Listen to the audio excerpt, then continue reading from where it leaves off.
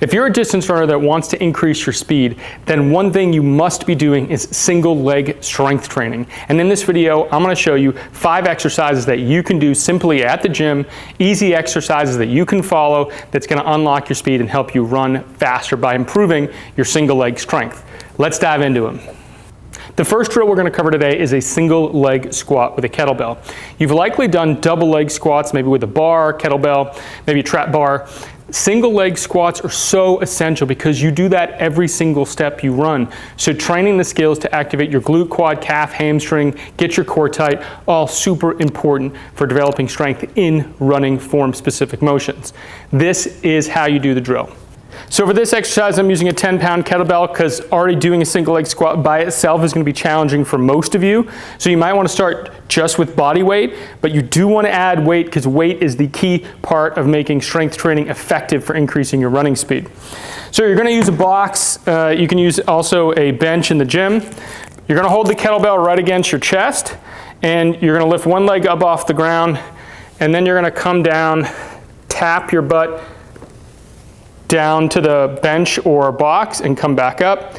Hip hinge forward, so butt goes back, chest comes forward. Slowly lower yourself all the way down and then stand back up. What you want to avoid is going slow and then plopping down on the box.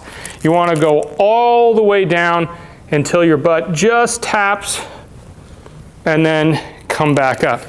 These are challenging, so you probably want to do 6 or 8 reps only. If you can do more than that, then add weight.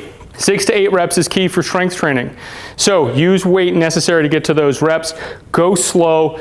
Do 2 to 3 sets on each leg to get the maximum value out of this drill.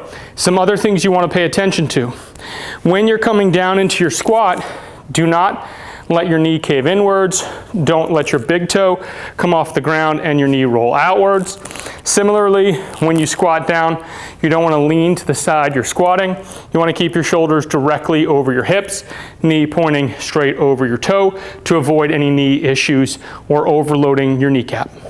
The next exercise is a single leg Bulgarian split squat, one of my favorite exercises.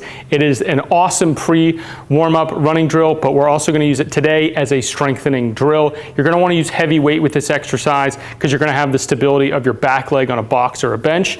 So somewhere between 15 to 30 pounds, depending on your strength, maybe more, maybe less, but that's about the range I see most runners use to get the most effect out of this exercise. All right, you're going to have dumbbells in each hand. It's enough weight that you get a strength training benefit. Your back leg's going to go in a box. You don't want it so far behind you that you feel a strong stretch in the front of your hip. You want it close enough to where you have freedom of motion to do the drill without your top leg being the restrictor. So I'm going to show you here on my right leg, left leg goes back. The key part of a Bulgarian split squat is the hip hinge. So getting your butt back, not knee forward. Knee forward can be good if you're trying to build your quad. In this sense, we're trying to build the glute and the quad. So we're going to get a nice hip hinge, butt back, chest forward, down nice and low, and then drive through your glute on the way up. Go slow in the down motion to really build the muscular demand, and then drive through your hip on the way up. Similar here, when you do this drill, you don't want your knee to come in or roll out. You don't want to lean your torso, and you might want to make sure that you are back into a nice hip hinge posture so that you have all your key muscles activated for this drill. 6 to 8 repetitions, enough weight to get into that rep range. It's going to be best for building your strength. Here's the crazy part about doing strength training for speed. It's been shown in as little as 6 weeks and a maximum of 12 weeks that if you strength train 3 to 4 days a week, during that time frame you can increase your running economy, increase your running speed, and also decrease your injury risk. Awesome, right? There's no reason not to get into the gym. Don't be afraid of it. These are simple drills you can do at home with weights or in the gym to really increase your speed and also decrease your injury risk. This next drill is a single leg Romanian deadlift. It focuses on the glute and hamstring and ankle stability as a key strengthening component. Again, use as much weight as you can while staying stable. Let's dive into getting the keys to this drill correct. So for the single leg Romanian deadlift, I'm going to be standing on my left leg. Right leg is in the air behind me. I'm going to put a slight bend a slight bend into my knee. Weights are gonna go slightly in front of my leg, core stays tight. I'm gonna lock this right leg back behind me, and then I'm going to hinge over my hip until my body is straight. I'm gonna feel tension in my hamstring and glute, and then I'm gonna drive up, knee comes forward, stance leg locks, glute tight, quad tight. Back down nice and slow to get your muscles really working. Drive through the hip on the way up, hold for a couple seconds, and back down. Here, you want to make sure that your shoulders stay over your hips, no rotating left or right. Similarly, you don't want your hips to rotate, so your back leg is going to go straight back behind you, and you want to make sure your knee stays in a straightforward position. This one, again, 6 to 8 reps, use enough weight. You might want to start low in this because balance is a factor. If it is, you can put a hand hold on a counter or a bench. That's fine because, again, the emphasis is strength. So I'd rather have you hold one finger and use more weight than not to get this benefit.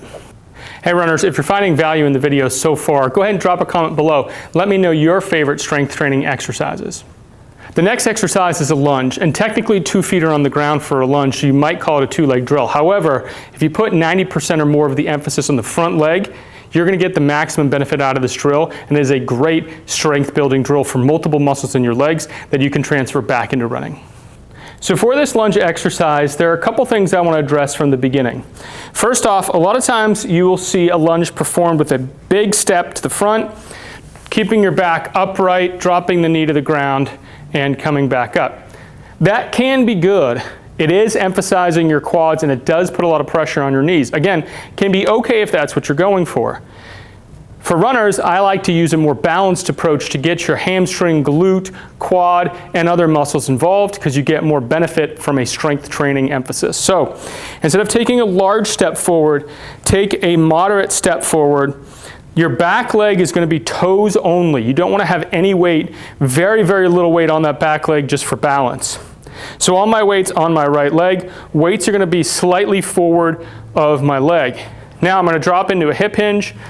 Knee slightly in front of the toes, butt back, chest forward, and then drive up strong with a hip hinge glute emphasis. Again, down, slow, into a hip hinge, and then drive forward with a butt press, glute press, and quad press.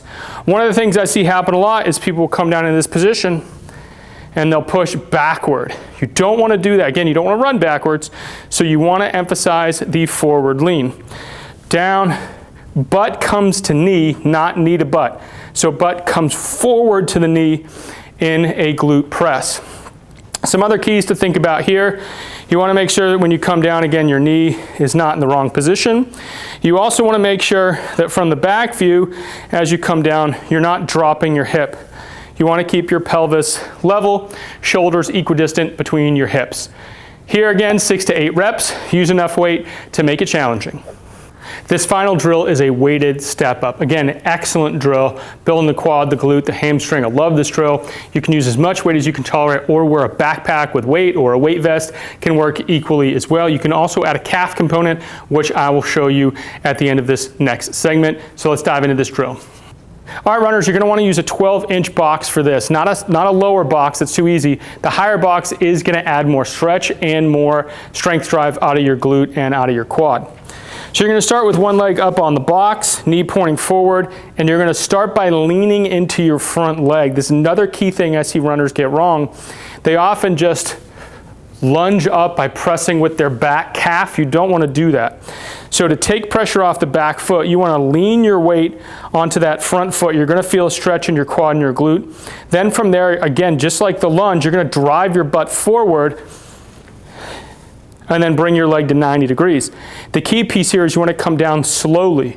Hip hinge back, chest forward, and then slowly bring yourself down to the ground. That eccentric control is what's excellent at building strength. So a slow motion down into the starting position. If you want to add the calf piece, lean forward, come up, press onto your calf, and down. Lean forward, drive all the way up, calf press, and then slowly down. Again here, maintain the hip hinge, go slow on the way down, keep your knee in alignment, keep your shoulders over your hips, 6 to 8 reps on each side, usually 2 to 3 sets. Runners, when doing these drills, you want to increase your weight week on week. It's called the overload principle. It keeps your brain guessing, keeps your body guessing, keeps the stimulus so that your tissues adapt, your muscles adapt, and you continue to get stronger. It's not going to make you bulky. It's not going to make you slow. Those are myths. It is going to help you avoid injury by building the strength in your tendons and muscles, and it's going to help you utilize those muscles to reduce your heart rate, decrease your energy expenditure as you run, improving your running economy. Hey runners, thanks so much for watching. Please like, subscribe, and smash that notification bell to get access to more of my videos. Hey guys, on screen you're going to see 2 other videos I would recommend you going through that's going to help you activate your butt muscles and get your core engaged, which are both key pieces to make sure you get the most value out of these strength drills. Guys, until next time, train smarter and perform better.